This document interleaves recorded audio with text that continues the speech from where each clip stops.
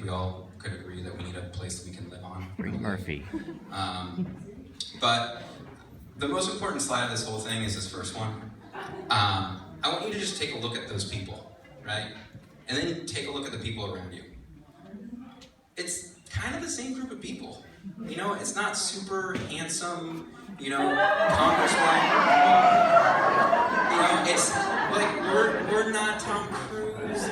We're not the type of people that are going to be like, oh my goodness, that person was in the newspaper, I recognize them. This is just like the regular people who are getting up there and doing the work. And so I got started, and I want to tell you just like one more quick story before I get on the slides. I was really nervous about going and talking to my member of Congress, right? And Citizens Time Alive prepared me. We do this whole training where they learn like how to speak, you know, what you should be saying, you know, how to run a meeting, and I've done all this preparing, and we work in groups, and we're trying to figure out who does what, and I get this part where we're supposed to do the why part of it, right? And I practice because I get nervous before I public speak, just like I did tonight. You know, I practiced the last couple of days. And I go into the meeting, and there's a senator, right? And there's his aide.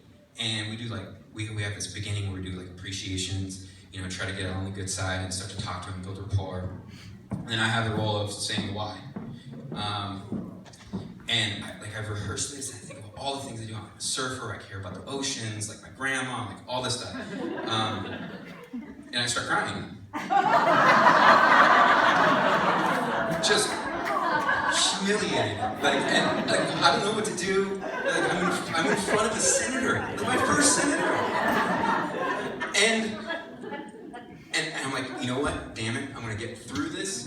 I get through the meeting, and I'm so embarrassed. I mean, like deeply, deeply ashamed. But the meeting went like okay. Like the other people in my group were kind of saving me. And we get out to that. We get out, and we're kind of walking out, and I'm just like heads down, trying to make sure like no one looks at me, and we're kind of walking around. And the aide comes up to me, and I'm a little nervous, right? And he says, "That's the only time a lobbyist has ever cried in my office." But the point really is, as citizens, we're different, and they remember that, right? And so that's kind of what I want to get into today. So, you know, there we go. All right, I'm just gonna button push this. So I got two things I'm gonna go through. It's gonna be real quick. I'm happy to talk to everybody. The first one is the 3 P's of setting an appointment. You know, we're trying to think of mnemonics, just like Sarah Elamine. She's amazing. And then how to run a meeting.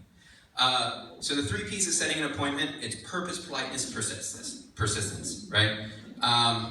Most of the members of Congress really want to hear from you, and they like to know that people came and spoke to them, right? And so they wanted, like even Rohrabacher, and I know everybody's like really into bashing Rohrabacher right now, but even he's trying to say like, oh, I have meetings with people, you know, all the time, like, and he'll have that on his Twitter. Well, I've met with him, so like I know he has done it. So the first thing I want to start with is just purpose. It's a little bit different when you're here as part of a Democratic club, because if you're trying to meet with Rohrabacher, the purpose of a Democratic club is to have Democratic leaders. He's probably not that interested in that. Right? I mean, why does he want a Democratic leader? But if you pick a purpose that is really personal to you, they're going to be excited to have you there. Like, even somebody like me, who, again, League of Conservation voters, what, 0? 0. 0 is really not good, right? Okay, so it's bad. But even that, he was willing to sit there and listen to me, you know, and talk with me, and I educated myself. But on Twitter is how I started it. So the second thing is politeness, right? And I know this is kind of a weird thing to think about when you're talking to Dana Rohrabacher, and I tell you what, it takes a whole lot of heart to do. But when's the last time someone came up and yelled at you, and you're like, you know what, that was a really good point. Thank you so much. That was well reasoned. I'm gonna change my mind now. Doesn't happen. last one is just persistence. I tweeted, I called, I wrote emails, check in on Facebook, follow up if you do get the meeting, and get to know the people who work there. Like, a congressman is not just a congressman.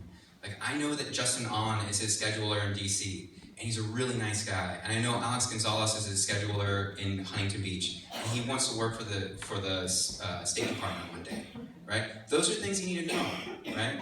Because they're people too, It's kind of how things work. And so it's kind of a perfect segue into how to run an effective appointment, right? So the biggest thing, and there was a really great New Yorker article on this, and I know that makes me like a liberal Democrat, like obviously, by just referencing the New Yorker. But the big kind of scary thing is facts don't change people's minds. People do. So all of you are the reason why someone else is going to change their mind. Every single person here. That's what's going to happen. Otherwise advertising would be really different, right? You'd have just like facts all over the place. On advertisements, there's like pretty pictures of stuff. But it's much more emotional. It's much more relational. And that's kind of what I want to get to. So the first thing is really bonding. That's my dog bonding with another dog. Even though it's like far, far too big. The dog's like literally like 180 pounds. But it starts with appreciation, and trust me, I had to like dig to the inner reaches of my soul to find one for Rohrabacher, but I did. One of the things that he did right before one of my meetings with him is he did vote against, gerrymandering at the time, and not a lot of people know that. And you're like, oh wow, that's kind of nice. Like I'm against gerrymandering too. And then the second thing is like really about questions, interests, personal stories. Trying to figure out where they are, in things. Like, with Rohrabacher, I did research beforehand. So I knew he was really big on patents. I don't know if you know that. It's kind of a weird thing to be interested in, but go figure. Really into innovation. Nuclear energy is one of the things that he really likes. And I looked at who donated, Dignity Health, Disneyland, those sorts of things. Asked him about things, his personal life. I don't know if you know this, but he's got three triplets, or he's got one set of triplets. 3 triplets is a bit rough. But in those 3 triplets, one of them had cancer and had just survived. And that, how can you not feel for a person as crazy as they may be if they've had a child go through cancer and just survive? You just want to hug them, Well, let's maybe not too much. All right. But really what you're trying to get to is shared values. Like, where are you aligned? What can you bond over and really be like, yeah, I agree with that too. I love innovation. Congressman Rohrabacher also loves innovation. And when we got to talking, we found out he's a big fan of Elon Musk, right? Yeah, he's a big fan of Elon Musk. So I was like, oh wow, I actually have, we have a mutual shared hero who shares our kind of similar values, and I would have never have thought that. A bunch of other little things too, I went to USC, I'm a surfer too. I do question his capability at surfing, but that's a different issue. I'm a little snob. Then what you try to do is connect, and it could be just looking at the bottom of a pool together or whatever it is, but that's where you use your shared values to connect to what is it that's really important to you, right? For me, it's because of our shared values of innovation, because I care about the economy, this is why I care about this policy that I'm looking for. It's a revenue neutral carbon fee and dividend. And I would talk to him a little bit about it. And that's where you get the opportunity to finally talk about facts. And this is when you explain it. Obviously, the thing that's really important is urgent and personal facts. So it's stuff like, we have a really smoggy atmosphere, some of you may know about it. If you have any personal experience with that, you can add to it. For me, I was able to share with him that I'd been hospitalized with something that the doctors couldn't figure out. And Only on the second time, they found it was allergy related due to the pollution, right? All of a sudden it's like, that's a really important thing for me to get at air quality. And he goes, air quality is really important to me too. Pollution is really important to me too, right? Pollution, I can talk about. Climate change, not so much. But pollution, you can talk about. And you start to see these little windows of opportunity, right? The other thing I'd like to say, trusted sources from for that person, right? So Wall Street Journal, he's going to trust a lot more.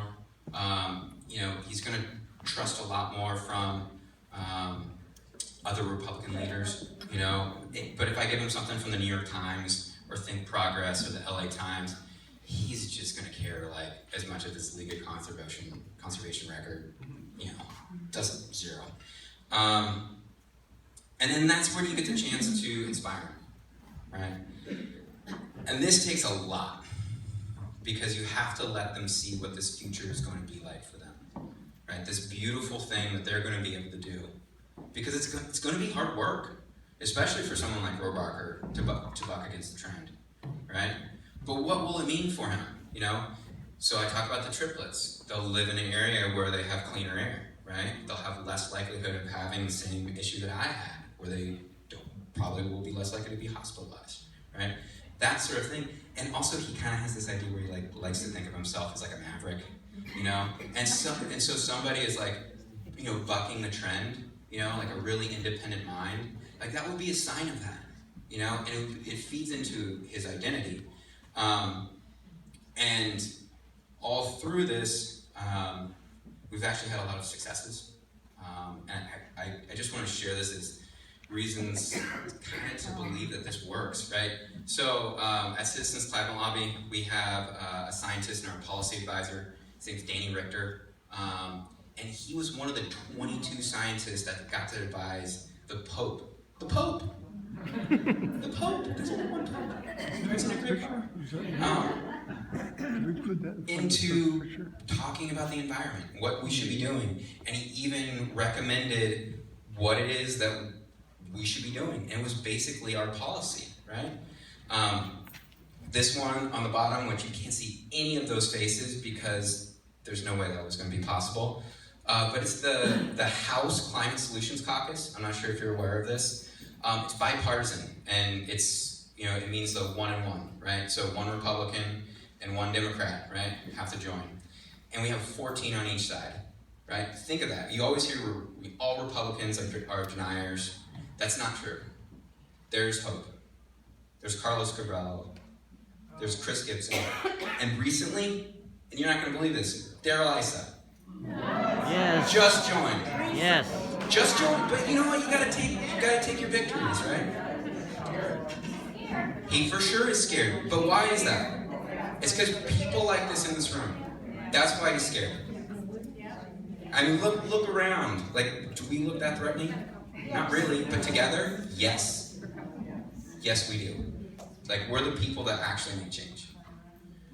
And then the last thing is Citizens Climate Lobby. We've been working with the Climate Leadership Council, which features Secretary of State, former Secretary of State George Shultz, former Secretary of State Jim Baker, both worked under Reagan. It's the Waltons, a prominent economist, Gregory Mankiw, and Hank Paulson. I mean, these are people that are heavyweights on the Republican side, and we're really starting to build that bridge, right? And that's, for me, we have a Republican House, we have a Republican Senate, we have a Republican president. Like, this is where hope is for me, and that's why I'm optimistic that we can make change.